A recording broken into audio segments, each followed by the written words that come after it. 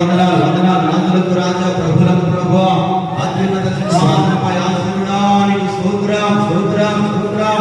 ఇశ్రాయేలు పరిశుద్ధ దైవమానికి స్తోత్రం స్తోత్రం స్తోత్రం. ఆనాడు నాయన సొలొమోను నాయన మందిర ప్రతిష్ఠ కార్యక్రమంలో మహామహిమతో దిగి వచ్చిన దేవా, ఈ సన్నిధి దిగి వచ్చును గాక, మహిమ దిగి వచ్చును గాక, యెహోవా తేజో మహిమ మందిరాన్ని ఆవరించును గాక, పరలోకమును దైవికమైన శక్తి మహిమ ఉమ్మడించబడును గాక.